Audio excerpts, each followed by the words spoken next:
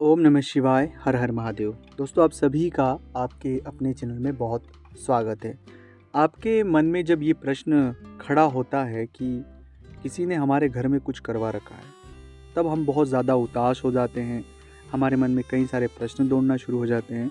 हम छोटी छोटी चीज़ों पर बहुत ज़्यादा ध्यान देना शुरू कर देते हैं और हम वैसा ही व्यवहार करना शुरू कर देते हैं जैसा हमारे नियंत्रण से बाहर होने के बाद कोई भी व्यक्ति करता है।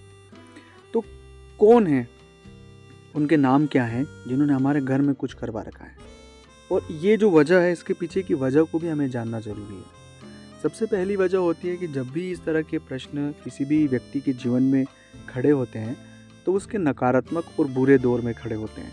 वो किसी न किसी परिस्थिति से, किसी न किसी चीज़ से या किसी न किसी तरह से परेशान होता है।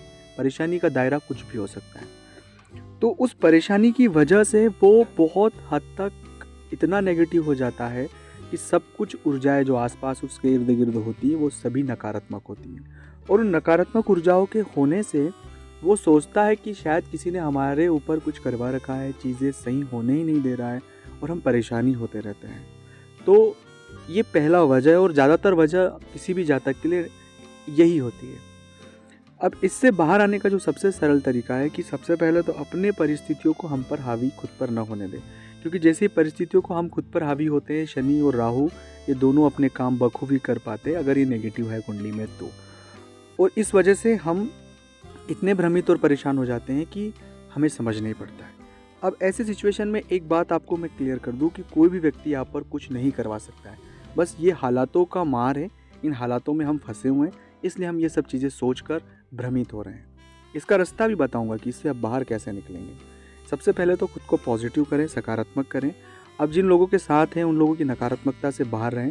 क्या आपको जो लोग हैं साथ में आपके, वो आपको सही दिशा दे रहे हैं या आपको भ्रमित कर रहे हैं? कई बार तो साथ के लोग ही व्यक्ति को भ्रमित करते हैं। तीसरी बात है कि अपने दिमाग से चलें। चीज़ों को किसी व्यक्ति द्वारा सिर्फ विचारों को सुने, लेकिन उस पर क्या करना है क्या नहीं करना है वो आप खुद निर्णय लें, तो वो बहुत अच्छा होगा। ताकि उन निर्णयों में अगर गलती भी होगी तो हम खुद पश्चाताप करेंगे, अन्यथा दूसरा व्यक्ति करेगा तो इसमें व्यवहार भी खराब होगा और कई सारी चीज़ें नेगेटिव होगी। इसके अलावा जो महत्वपूर्ण बात है कि मान लीजिए इतनी नकारात्मक ऊर्जा हमारे आसपास हो भी गई है तो आपको अपने गुरु मंत्र का जाप करना शुरू करना चाहिए। अब आपके पास गुरु मंत्र नहीं होगा तो आप ओम नमः शिवाय का मंत्र जाप ज़्यादा से ज़्यादा कर सकते हैं। आप जितना ओम नमः शिवाय मंत्र का जाप करेंगे आपके आसपास सकारात्मक ऊर्जा का वास होगा और आप इन परेशानियों में जिनमें फंसे हैं इनसे बाहर आ जाएंगे। ये सबसे सरल तरीका है, सबसे आसान तरीका है दोस्तों। अगर आपको वीडियो कहीं भी कुछ अच्छा लगा हो तो लाइक करना, शेयर करना, कमेंट्स करना। मिलते हैं अगले वीडियो में।